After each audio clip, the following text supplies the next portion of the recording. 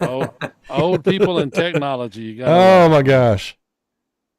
Yeah, we have fun at what we do with this though. It's fun stuff.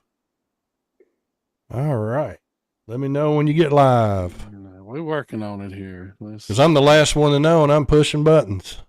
All Crazy right. as that is. Well, you pushed the right button because we're live. There All we right. go. Welcome in. Welcome in, Yes, folks. I know welcome. people will join and probably have some questions and stuff for Kevin from Electric Avenue. And they're out of Yes. Atlanta, Georgia area. And we'll get into all that good stuff and all about the band and all the cool stuff they've done and what they do. And we'll talk about all that stuff. Yeah, So we'll get all of it going. We'll get we're our ready to intro go for going a here. ride, man. Let's All do right, it. you ready? I'm ready. Okay. All right, let's get the intro here real quick. Hi, this is Ivan from Men Without Hats, and you're listening live from Nashville to the D&D Dynamite 80s podcast with DC and DH. Live from Nashville, Tennessee, you are listening to the D&D Dynamite 80s podcast with your hosts, DC and DH. So, guys, take it away. All right. Sign that guy up. Sign Yeah. that guy up. You know, I think that guy deserves a raise. We're going to put one more zero in front of what he already made. So that'd Okay. be 2 zeros for him. There we go. I feel honored. Okay. All right, ladies and gentlemen, welcome in another episode of D&D Dynamite 80s. I'm DH. I am DC. And we're here to take another fantastic look at all things 80. DC, I'm so excited about the show tonight. I have 3 ink pens in my hand. Man, you are ready. I am ready. And I've been watching videos of this group all week. Are they not amazing? Oh, man, they are amazing. You know, Mhm. and I'm going to agree with everybody that asks, why do I always ask how your week is? Because we don't care. I'm not even going to ask you this week, bro. No, we're going to jump right into it. Yes, I'm going to send it over to you for introductions. We'll jump right in. Yeah, and a lot of the people that follow us, they know it anyway, that we work in the same building, and we actually literally we grew up together all our lives, known each other all our lives, and work in the same school building now on the same hallway, which is crazy in itself, you know. So that you don't have to ask me my week. You already know it. You already know it. It's funny because after about 7:15, I don't see you again for the rest of the day. That is what, it's so wild. Yeah, we don't see each other very much. I'm sorry, I just can't leave it there. What do you guys teach? He's actually the assistant principal on my hallway now. Yes. I would have spent a lot of time with you, sir. I am a environmental science teacher. I teach a freshman course. Yes. Right on, man. Thank you. And I taught, when I was in the classroom, I taught computer systems, AP computer science, and virtual reality practicums. Now, what's hilarious about that, he was great at what he did. He even made a curriculum and all this stuff for the state. And what's ironic is with all his knowledge, we still foul up technology on this. Well, that's because thing. I leave you in control of it. Anything you're in control of. That's true. That's true. So, no, we are honored tonight to have Kevin Spencer from the Electric Avenue, and these guys are out of the Atlanta, Georgia, area. And man, if you have not got on YouTube and seen these guys or been introduced to them, you need to do that. They are just fantastic. And Kevin, we appreciate you taking some time tonight, sir. Well, thanks for the kindness, man. It's nice to get that kind of feedback from you, gentlemen. Yeah, well, here's the thing, man. The 80s thing, and I want to start out with this. I usually leave it to kind of the mid part, but I'm curious. Age-wise, you weren't a high schooler in the 80s. Okay, so how old do you think I am? My guesstimation is you're probably in your late 30s, early 40s. It's kind of where I was at, yeah. No, man, you got to give me another zero on the back end of that. No, I'm just kidding. I'm 51. Well, hey. Oh my gosh! Right, I wanted to see. Okay, well, I'm out of here, DH. So I'm out. We're all about the same age. There's a couple guys that are certainly younger, and our newest keyboard player. We'll get into that later, but we've had 2 keyboard players, and because our original member is just super busy touring as well. from some of the other work we all do, and some of the work he was doing is just really taking up the schedule. So we have a 25-year-old that's now in the band. Wow. Because he's exactly half. Yeah, it's like a little brother, but he's keeping up and he's got all the skill set and he's nailing it to the wall. But he's got an old soul, so it really kind of works well for us. But yeah, we're all old enough to know these records as having been on the radio. And the way it started for us is we're all touring musicians. This is what we've done. That's the one thing that we all share in common is none of us have done anything since high school or college but full-time music. And so for me, I went to do my college and also soldier at the same time, and then kind of bounced between the two and came out on the other side at 21 and went full-time touring. Got out of the Army where I was a musician and went full-time touring at 21. So for me, I'm at 30 years now. This is my only job. And we all share that in common. And we all met through different practices in Atlanta because we were just plugged into different scenes. And it's really interesting how we all kind of came together as friends. But it all started with a conversation because we were working on another project at the time.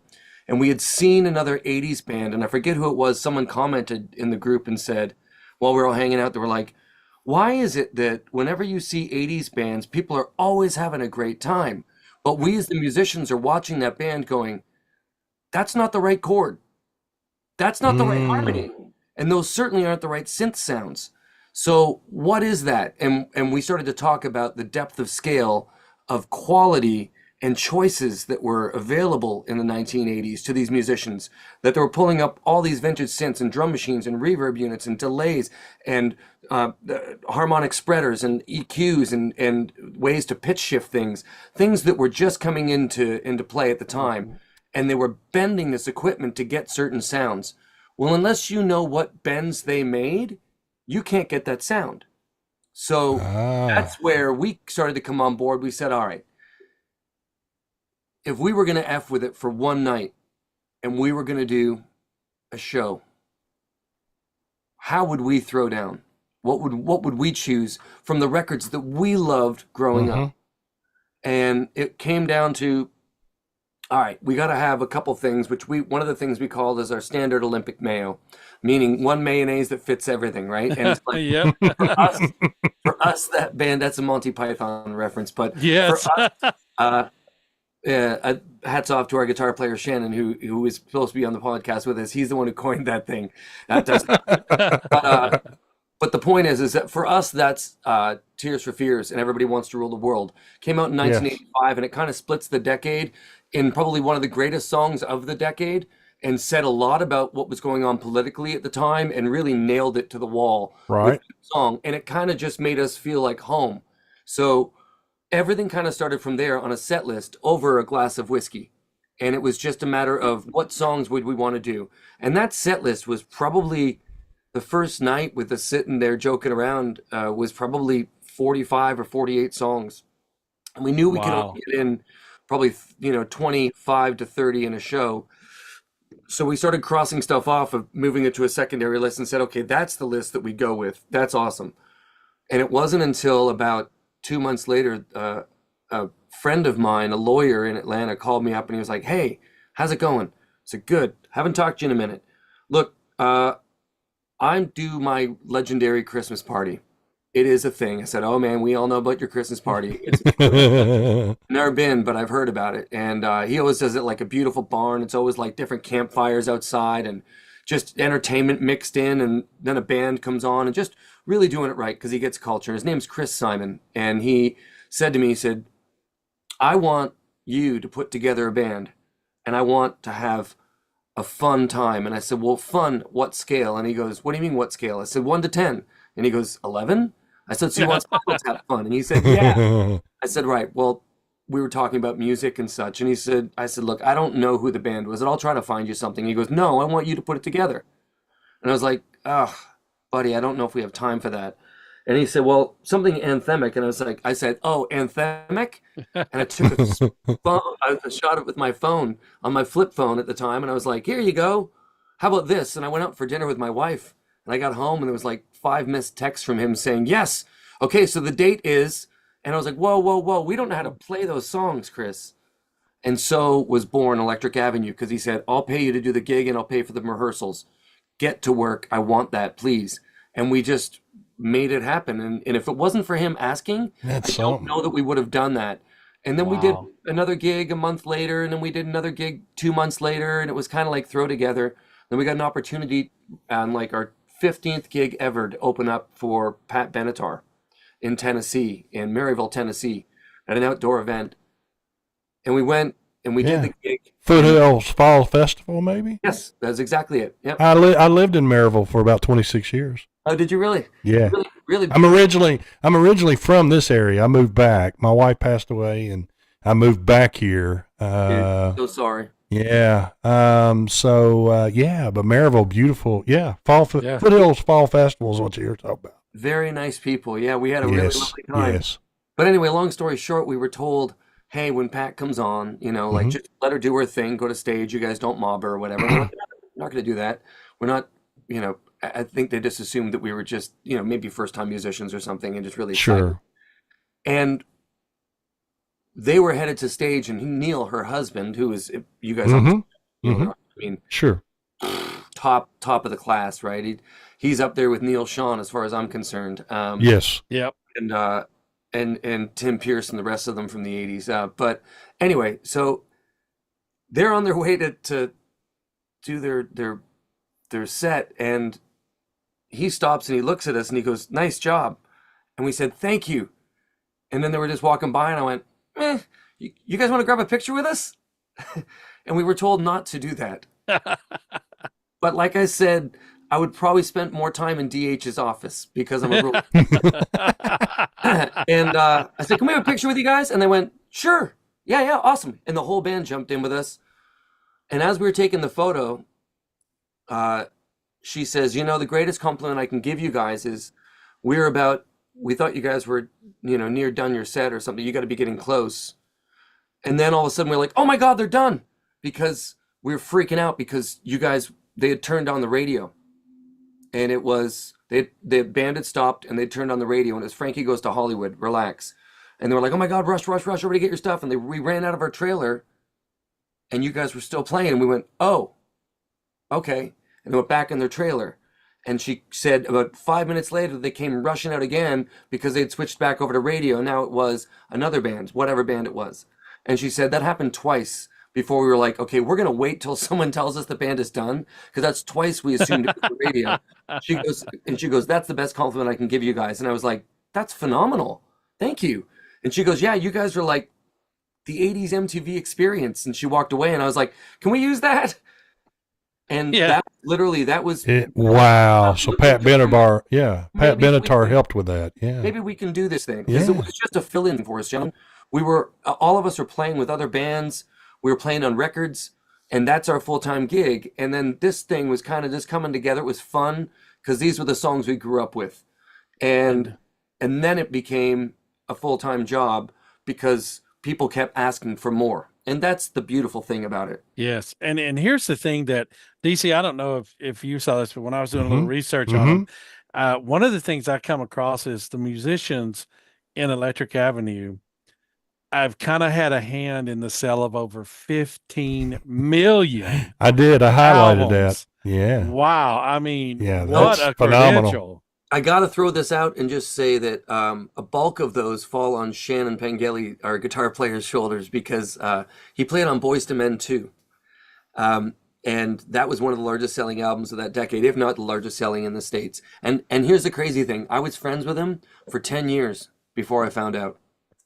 Wow. Oh, wow. He never told us. He never told us. And And when that's something. and when it finally came up, he was like, it's just a day in my life. I was like, man, I played on some albums that have done well, but like not that well, not a diamond record. Yeah. Wow. Anyway, but yeah, Eric, our keyboard player that founded the band with us as well. He's on the Collective Soul Records, and he's got some really great credentials, but I won't go through all that stuff right now. But it just comes down to the fact that we have found a way to pivot into the what we can call the new of the music industry, because the new music industry is split into music industry and the entertainment industry. We are in the entertainment industry. We are making sure that people are happy, and we provide a time machine to take them back and let them feel a little bit younger. Hey, Bear, you protesting? I was going to. There's both you of them. What's both yep. their names? Because I've seen them on video.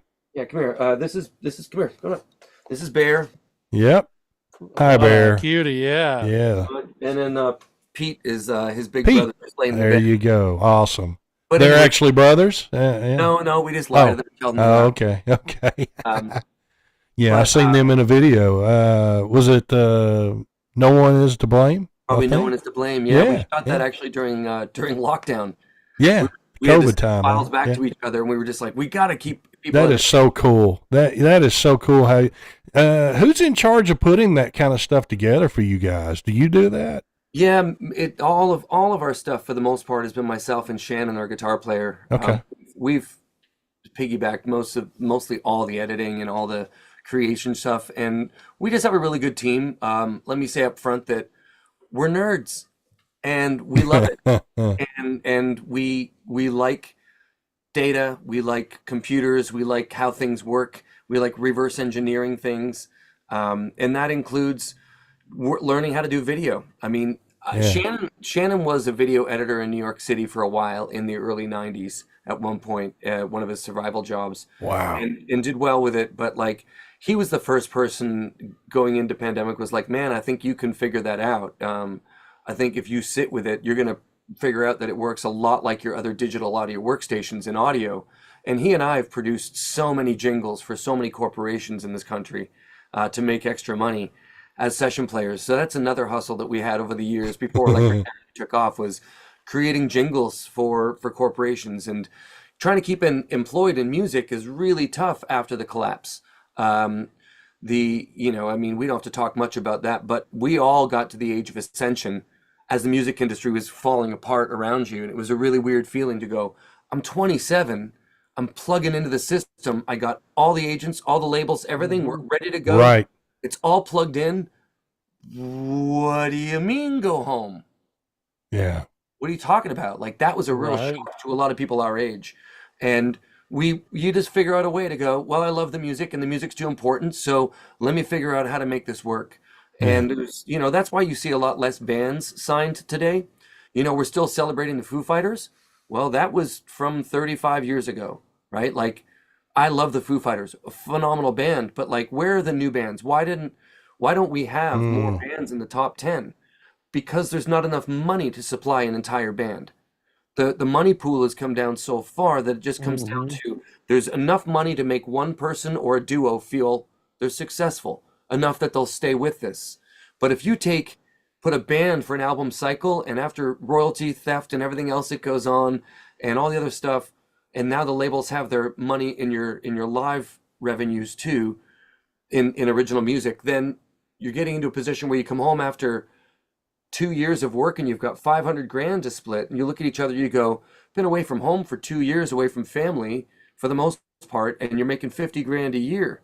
That's not fair when you're at a certain level. And I know lots of bands that are at major label status that are selling out really good venues, and that's where they're at. And so, because the monetary support came from record sales, that was it in our generation, right?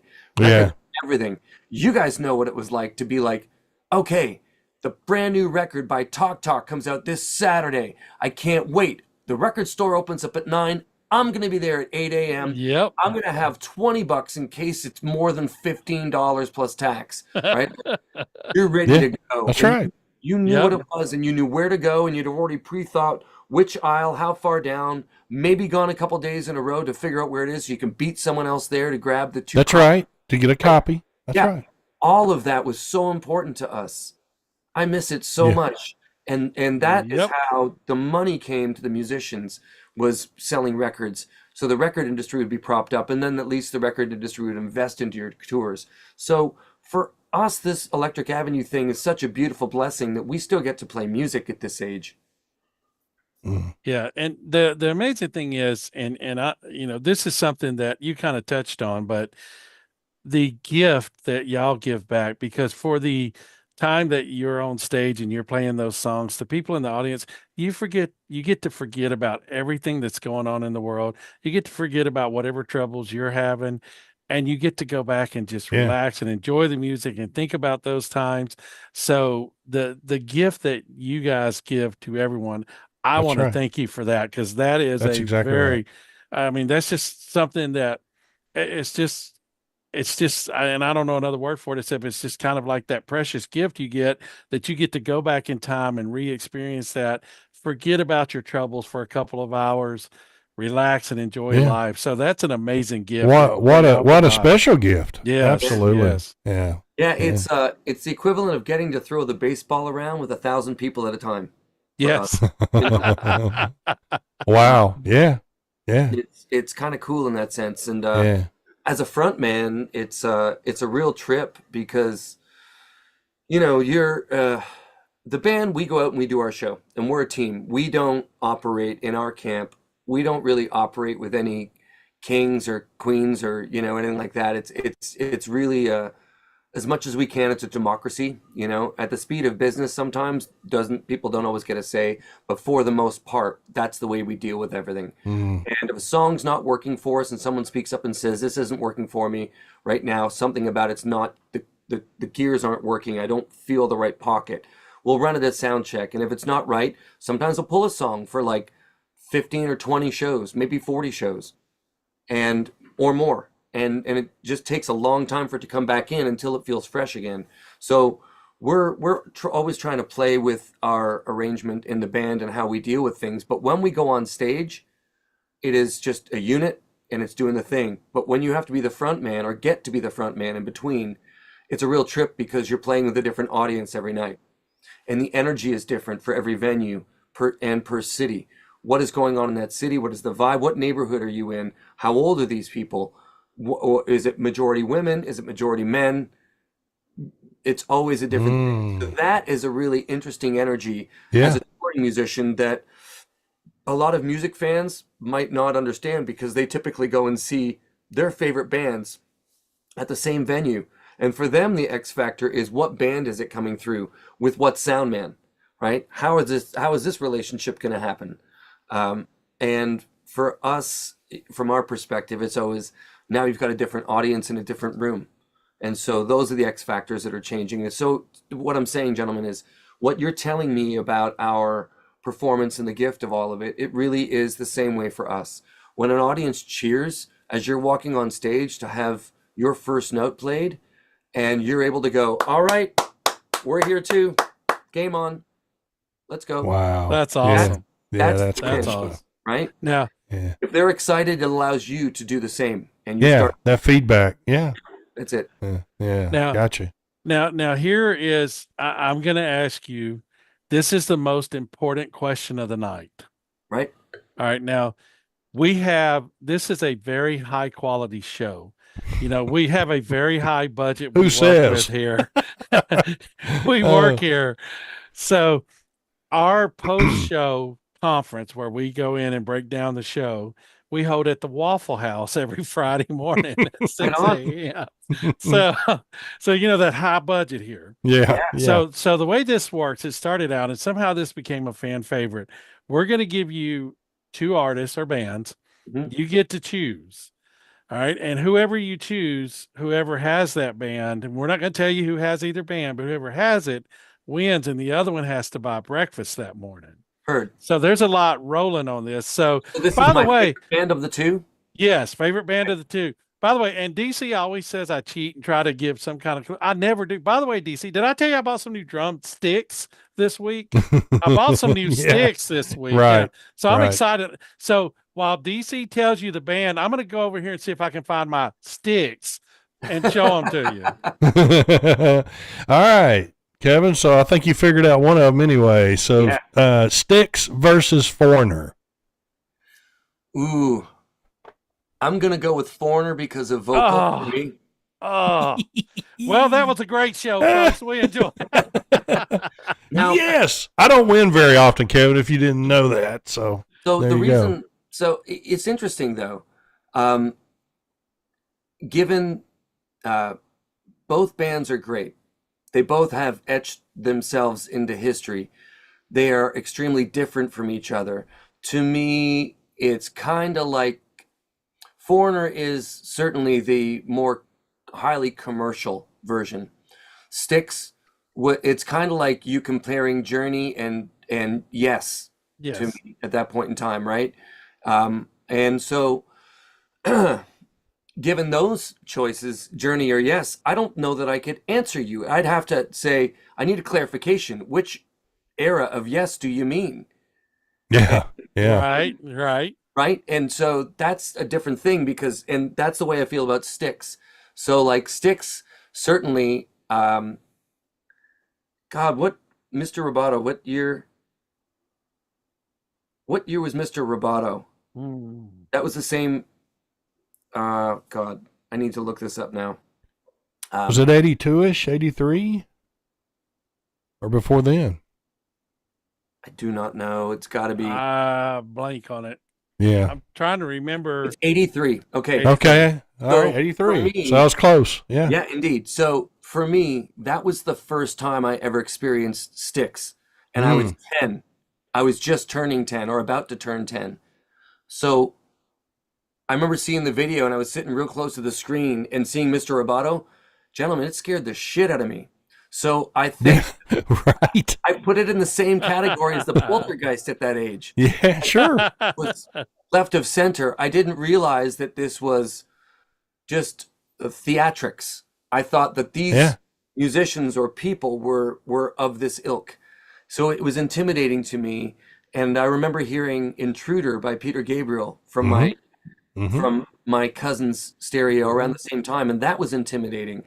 But again, there are gateway drugs, and Foreigner was never a huge thing for me growing up. It wasn't my band from the 80s, but we did a show about 6 months ago or so, 7 months ago, where we had to learn I Want to Know What Love Is. And I've heard the song thousands of times. And then I had to step inside it. Mm. And as someone who sees the stage as a performance approach place, it's not just singing the song. You have to internalize the thought, the presence, the breath, the whole thing. It's got to be a whole picture. And then the band starts getting in on the sounds. If you don't have the filters in the right spot, it's not as melancholy as it needs to be for the release. And all of those things. And we started pulling apart that record, and all of a sudden it just led me down really listening to other stuff that was on that record again. And it blew me away. And so I think that that's the beautiful part about music is when records are made well, they will find you at the right time. Yes. Mm. Yes. And I'm afraid that a lot of records today are not made well. They sound good. They are EQ'd well. They are compressed well. They make you dance. They make you do all these things. But there was a guy that I used to work for that made some really great records in the 80s that we all have in our collections. And he said it best. I asked him one day, I said, "Boss, what do you think is missing from music today?" This is before Electric Avenue started. It was about 2008, 2007 when I asked him this. And he looks at me and he goes, "I can tell you what's missing. All the mistakes." He goes, "Records were human. Yep. We're now editing everything out. We edit all the mistakes out." Wow. That's impressionable, right? What a great point. Yeah. Yeah. Yeah. No. And that's where I It's think taking away some of that feeling, isn't it? Yeah. Yeah. it does. It really does. Yeah. And I think that's what I'm referencing when records are made well. I don't just mean that someone paid the money and that, it's whatever. Mm-hmm. But when there's heart and when there's frailty and there's emotion and every keyboard sounds filter has the right feel and tonality to it. There's a few real geniuses in our band that chase that stuff down to the nth degree. And I mean, as a singer, I get to benefit from singing on it and with them. But the details matter in this band. I'll tell you, we have disagreements sometimes about Well, no, that delay time is actually 259 milliseconds, not 250. and and the reverb release time is this. And yeah, we drill it down because we know that if you get the sounds right and you play the song with heart, then the audience immediately gets to transport somewhere else because you got it right. And that's the gateway to get back to being able to sit on the edge of your bedroom, on your bed in your bedroom when you were 16 again, is that band took it there. And so that's what we're selling. Yeah. The rest of it's just heart. Yeah. Yeah. Talk to me about the cool gigs of these in DH. We got to figure out how to do this, man. These cruises. Oh, Yeah, tell me the experiences of those. I bet that's something else. it is. Yeah, man, experience is the right word. So the first one we did was probably the most epic of all of them. And that is because, am I allowed to swear on here? Yeah, sure. Go right ahead. I'm just kidding you. It was intimidating. It was effing crazy at times because we went out with the Walking Dead cast. I read that. Yes. Yeah. Yeah. Now, were they in okay, so I have to ask, my question on that was, were they actually some of them made up as the zombies when y'all walked out, or was it just?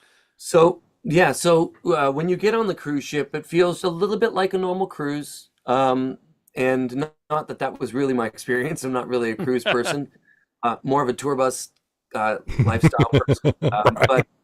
But you're getting on the cruise ship and, you're doing your thing and there's greeters and you get all your stuff and you go into your room and you kind of check in. And the band we're all up on the upper deck where we've got balconies. We've each got our own balcony and we've got adjacent rooms. We've got 6 rooms beside each other and doing the thing. And we're just kind of hanging on the balcony, talking to each other. We're not leaving port yet. And then something happens when you leave port and you are going out to sea and there's a band that lights up on the main stage. You go, oh, wow. Okay. That's us tomorrow. That's our perspective. Cool. So the first night we had a gig that was in a smaller mezzanine area on the boat. And it holds maybe 700 people in this whole space. And there's about 400 people, 500 people showing up. And it was packed by the time we finished. It was a good set. But then the next night, we're about to do our main stage show. And when I tell you, you're on the main deck and you're thinking there's going to be 2,000 people, there's no one. And we are walking on stage and we're looking at each other going, what is going on right now? Are we supposed to start playing? And they look at us and they go, hey guys, we're so sorry. But Norman Reedus, or whatever his name is doing an autograph signing that's impromptu happening right now. And Wow. No. Yeah. So you guys get to play your set to no one. But the crew people here are super stoked because we usually have to work our asses off and we're your friends and we all know you guys from back home. So we're stoked that we get to have a beer and party and watch you guys. So give us a show, will you? And we played our set. When I say there was no one, I mean there was maybe 40, 50, 60 people strewn about in the balconies all around you. And then lightning turned on. The storm came halfway through. And literally, we're in the middle of a song, and people just start flooding in. Oh, wow. Oh, my gosh. To nuts. To all of a sudden, I look over, and one of the guys from the show is on side stage. And I did not watch the show at that point, and I can't remember the character's name, but in the first or second season, there was an old man that died, and they chopped his head off and held it up like a Yeah. forget what it was. It was almost like Piggy has the conch type thing. And anyway, so the guy goes and he offers me this dude's head as a prop. And the crazy thing is that I had forgotten by this point, we don't drink at our shows anymore. But back then, we would have a drink or two. You would add to for that. Yeah. I would thought. Yeah. I had forgotten that myself and Shannon did makeup because the makeup people from the show were on the cruise. So they made friends with us, and we said, yeah, we'll do makeup for our set, but will it sweat off? And they said, nope, we got you. So they made up Shannon and I, and knew we were going to do this for the main stage show. To the tune that I even went out and bought a suit and then tied it to my dogs in the backyard and let them run around the backyard for days with this suit. And it was so beat up and torn up, so I would look like a dead zombie. And they were dragging it through the mud and under fences and stuff, and it was awesome. Just torn to shit. I put that suit on looking like $1 and went onto the set, and Shannon and I were both fully made up in zombie makeup. I should have had these photos ready to show you guys, but we went and did the show, and then he passes me the head, and I'm holding up the head while singing something, and I'm thinking to myself, what is going on right now?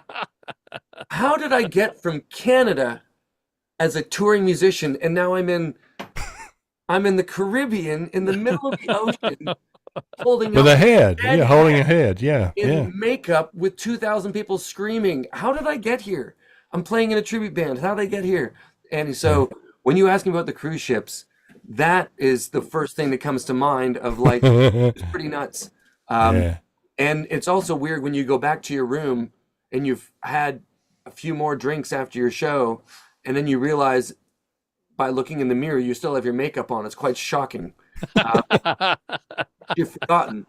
But yeah, were there zombies was your question. Sorry to be long on that one, DH, but yeah, there were, and they were not there at first. Not until you're going from the hotel bar or the casino bar, which is where we drank. And it's always a casino bar if you're on those cruises. That's where you go. Because musicians that are on the cruise ship and the crew and the staff all get 50% off drinks in the casino bar. So if you're on one of those cruise ships, go to the casino bar every night. You'll hang out with every musician on the boat. That's awesome. Yeah, and so that's a good tip. Yeah. Typically, that's what it is on those cruise ships. Okay. So we're hanging out doing those things, and then we start to head back to our rooms at the end of the night. And that's when you're walking down the hall, and all of a sudden they've got cameras everywhere, right? And the lights go out in your hallway, and everything starts flickering, and you're like, "What's going on?" You look down, and the zombies coming down at you, and you're like, "I don't know. I don't do this. I don't know. I'm not one of these people. Please, I'm with the band. Stop, don't eat me." And they get into character, and it's strangely, as much as you know, it's not real. It's so intimidating. Wow, that's hilarious. That is wild. We did another cruise ship with Kid Rock, and the guys from Steel Panther were hilarious. Played a lot of ping pong, and because there's just a backstage, there's just a ping pong table of food and alcohol, and you're on basically a floating petri dish for 4 days. Yeah. But I will say that Kid Rock Bob, he played a trick on us. He asked us to be on his cruise. And he sent a message to us through the production crew and said, "I've always had all the same bands on all the time. I love my bands. We have a culture on my cruise, but I think some of them have gotten a little lackluster. They're a little safe in their position here. So I want your band to come on unannounced, and you guys are going to play the main stage as we sail out from Florida. And I want you guys to throw down on a 45-minute set that doesn't stop." And I was like, "Okay, we got you." And so we came out as hard as we just gave it all we had. And he said, "Great job. That was awesome. That'll wake these guys up." And they started to have some better shows and such for that. But Bob messed with us because he gave us the day off on the third day. We were supposed to play the first day, the second day, and the fourth day. And we got to Jamaica on the third day. And they had rented, he and his people and such had rented out a beach community. They're running buses to it. So all the people that were on staff from Sixth Man, plus some of the people in Bob's band and Electric Avenue, and there was another group of musicians that were there as well. I forget what the band was called. They were awesome.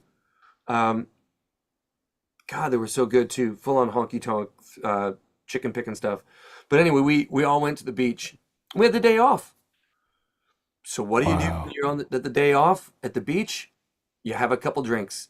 So we got into some Jamaican rum and started drinking and started eating all this jerk chicken that these beautiful, beautiful servers are bringing us and having a great time. And we're texting our wives, "You're not going to believe where I am right now. I'm so sorry." But then all of a sudden we go to get back on the boat to go back to the main boat. And the sixth man people say, "Hey guys, we're so sorry, but Bob's changed the schedule. And Y'all he gonna told play. you guys, yeah, he told us not to tell you guys until you're on your way back. You guys are on in an hour and a half." Wow. Oh my gosh. I bet that was fun. Yeah. You know, that was in the stage where we were actually getting to the point where we weren't drinking at shows, and we just stopped drinking. We stopped. You just want to be on, want to do a great job, and but those were the days where we were just starting to pivot over to that world, and and we looked at each other and we're like, well, at least we've played a lot of shows inebriated. So, all right, We can handle this. we've done these rehearsals before is the point, but yeah, man, we enjoy playing sober. We really do. We might have a beer after. There's a couple guys in the band that are completely sober, not interested. But yeah, we might have a beer or a glass of wine after work, but pretty clean living team. Yeah, That's awesome. Great. Now, that is great. Now, Kevin, I'm going to ask you one more question that's Yep. similar Don't to get the me in other. trouble, DH. Don't And, get and me in this trouble. one will determine whether you get to stay on the show or we end immediately. So this is a question that DC and I cannot agree on. I like both front men, don't get me wrong, but I have geez. a I heavy know where this is preference of going one now. other the other. So David Lee Roth or say it, Sammy DC. Yeah, Sammy Hagar. I was waiting on DC to Oh, say. sorry. I for- thought you for were Van like Halen. this. Well, So you're the Sammy man, so I'll let you say Okay. that. So are you asking me about which one's the better front man? Which one is your preference? Well, as a front man, there's just no competition as far as I'm concerned. It's Diamond Dave all the way. Yes, And the only reason I say that is because there will never be another. right. It's very true. And Very true. and Dave, I have friends that are friends of his, and they all say the same thing. That guy is exactly who he is. And that kindness is exactly who he is. So no matter how crazy he is and in your face, he is also really nice. But man, he was the biggest kook. And seeing him in the video and Jump when we were kids, it was just lightning in a bottle, man. They were the only band that was more exciting than Kiss. Yes. And that's saying something, because those guys were like in costumes jumping off of sets with fire behind them. As a child, that's everything your wicked dreams are made of. That's true. Oh, That's God, very yeah. true. Yeah. You Yeah. wanted the best, you got the best. Oh my Yeah. God, Mom, we're going to the concert, right? Like, we all loved Kiss as kids. Yes. They were so awesome, but it's theatrics. They had great songs to back it up. But when you talk about Diamond Dave and that rhythm section that in Van Halen is so underrated, they are phenomenal. And the bullshit about Eddie teaching him how to play the bass lines or whatever, I don't believe it for a second. Bullshit. But Eddie, again, once in a lifetime, there will never be another. So when you got two of those guys in the same band, as great as Hagar is, and as phenomenal of a singer as he is, he does shit with his voice that is unreal. And his songwriting is phenomenal. And his tequila is awesome. Yeah. But the truth is that Diamond Dave is one of a kind. And there are some other Sammy Hagars out there. I feel vindicated. So thank you. Yes. And I'm the same. Hagar is, I mean, amazing individual, amazing singer, but the showmanship of Diamond, it's just there's no one to compare to that showmanship that he puts on. Yeah. Yeah, and it's kind of unfair when if you said singer, who's the better singer, I would have said, well, technically, you got to go with Hagar, because he's consistently the same. David is a bit of a roll of the dice, but man, if you get cat's eyes, it's your lucky night, right? Right. God, Right. he's so good. But that's what makes it so fun. It's like you never know which wheel you're going to land on. You just Roll them Yeah. out there. Well, that's Kevin, that's yeah. what live concerts should be, right? Yes. There Yeah. should be some of that. Yes. Kevin, we interviewed, this has been, I don't know, 3 or 4 weeks ago, maybe a little longer than that, right? DH? Lori Tucker. Yeah. Yeah. It's And maybe Lori will 3, see 4 this. weeks. Lori will look at this. She follows our stuff and watches our videos and stuff. Lori was one of the models that was in Hot for Teacher. Yes. No way. So just a great lady. Person. Yes. Just awesome. And anyway, she told us about hanging with Diamond Dave. And she said one of the stories that was just awesome was she said, well, how do you get your style of clothing? He goes, oh, it's easy. I just get some pantyhose and cut out the holes and put my arms, he talked about how he made some of his own shirts and stuff out of like women's stuff. And Yeah. she thought that was awful cool, that he just had it. He was, Yeah. that By the way, with Kevin, I'm just going to throw it out there. She went with sticks. So, I mean, I'm just going to say, But again, though, right? If I asked you guys right now, if I said, great, you have 1 minute to tell me which 3 albums you're taking to a desert island for a year, and those are the only 3 albums you get. I'm going to ask you that in a second, so start thinking. But it might change in 3 days as your mood changes. Yeah. Right. Oh, yeah, definitely. Right. So Right. had you asked me after, if I just listened to some Styx on the radio or something, then I might be like, oh God, Styx is pretty amazing. Right. But anyway, nonetheless, let me ask you guys that because we're all music fans So, here. my 3 are easy. Van Halen 84, Yep. Journey Infinity, and AC/DC Back in Black. Right on. Yeah. Now, the only one that I would swap with that is the AC/DC one, and I'd put Foreigner 4 with it. Yeah, well, that's a great record too. Yeah. I would hazard a guess to say that it's difficult. Back in Black might be the greatest rock record ever made, but it's in the top 10 of greatest rock records ever made for sure. Yes. Oh, absolutely. When I hear those guitar tones and then you hear those drums, there's nothing about that recording, top to bottom, songwriting, arrangements, mix, compression, EQ, the whole thing is just sitting in a space that makes you go, oh my God, they got this right. Yeah. So good. Yeah. And their other records are great too, but they never quite got it as good as they did on Back in Black. Sure. I agree. I think that was their top of the, that kind of when you hit that summit. Yeah. I think that was their summit. Yeah. 2 words about that record. Mutt Lange. Yeah. Right? Oh, definitely.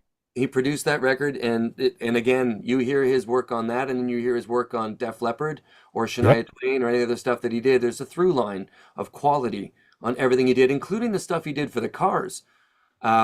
It's just there's some really great production there. But we're big production heads. But DC, I need to hear where your 3 were. The Foreigner 4, and did you say the other 2 were the same? Yes. Heard. Yeah, that would have been mine. Kevin, before we get you out of here real quick, let everybody know how to follow you, because that was easy for me to find for sure. But give us all that good stuff. We're I'm just pulling up something here. We've been looking at a new run of dates, but it's on electricavenuemusic.com. But if you go to Google or you type in Electric Avenue Band, you'll find us. It's pretty simple. Sure. Yeah. Everything is all bands. It's all on the website, and you can get to our social media from there. But we're just about to announce a new tour run starting awesome. Akron, Ohio, Myrtle Beach, South Carolina, Elmira, Ohio, Ventura, California, Long Beach, California, where we're debuting. Yes. We're debuting our symphonic version of Electric Avenue for the first time ever. Oh, wow. Okay. With Long Beach Symphony at the Long Beach Arena. Picture our band with a 50-piece orchestra behind it. Wow. Oh, that's going to be cool. Been building it for 2 years. We own all the charts and all the arrangements. It's going to be a pretty awesome show. Yeah.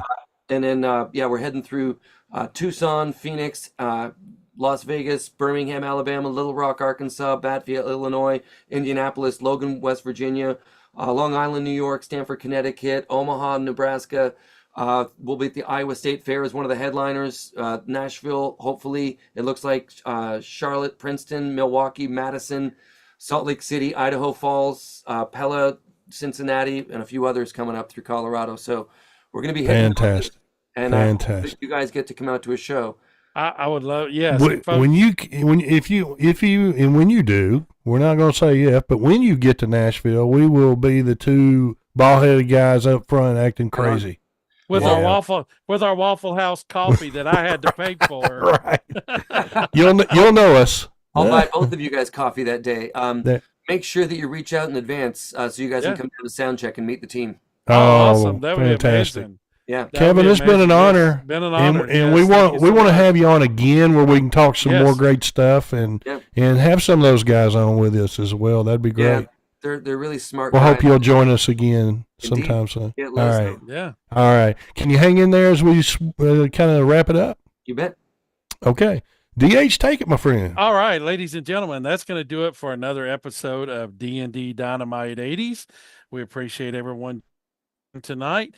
As always, you can find us on YouTube, Twitter, Instagram, Facebook, on our website, all D&D Dynamite 80s. Canyon Star TV. I can't believe it, but they actually put these two ugly faces on TV. Hey, originally it was because they needed They're Scarecrow. good people. Yeah. Yeah, they are. They needed Scarecrow material for their people that watch their platform. So here we are. Put us in the garden. Springtime's coming. Guarantee you it'll run your plants off. It's all good. So, folks, as I always end off before I send it over to DC, remember, it doesn't cost anything extra to be kind. So always be kind to each other. DC? Amen, sir. All right, let's get those sponsors. D&D Dynamite 80s would like to thank their sponsors, Hudson's Flags and More, Nesting Project of Smyrna, Tennessee, PJG Marketing, Totally Cool 80s, Charlie Bubbles Cares for Kids, Jackie's Creations on Facebook, Riley Rhodes Art Designs at RileyRhodes.art on Instagram, and the Magic Yarn Project. Yes, you can find all these great folks online. You sure can. Hey, folks, if you get a chance, we have been very blessed to be able to partner and be part of the family of two amazing organizations. The Magic Yarn Project, if you're looking for places to donate or just send great thoughts, goodwills, prayers, Magic Yarn Project, what they do, it's all volunteers across the United States, and I think there's some in other countries as well now. Yeah, I believe that's right. And what they do is they actually go in and they hand make head coverings like princes and superheroes for kids that are battling cancer and provide those for free to those kids. Yeah, so it's all free, that so they need your help. Yes. Yeah. Also, don't forget our buddy, the Vooch. Paul Karafotis, the actor, yeah. Charlie Bubbles Cares for Kids. What a great organization. We're fortunate to be kind of partner with them a little bit. And what they do is if you go in and make a donation, they provide books for kids that may not be able to get those books. Right. So as teachers, we know the importance of literacy starting at a young age. So if you find it in your heart, help those two organizations out. And Kevin, I forgot to tell you either fortunately or unfortunately, whichever way you want to look at it, you are a member of the D&D Dynamite 80s. So congratulations condolences, whichever way you want to send them out. I love it, man. Thank you. Oh, man. Once again, it's been an honor to have Kevin Spencer with Electric Avenue out of Atlanta area. And please check these guys out. They're all, like Kevin was saying, they're all over the place. They'll be coming to a city close to you, I'm sure. And, get out there and see them. They are phenomenal.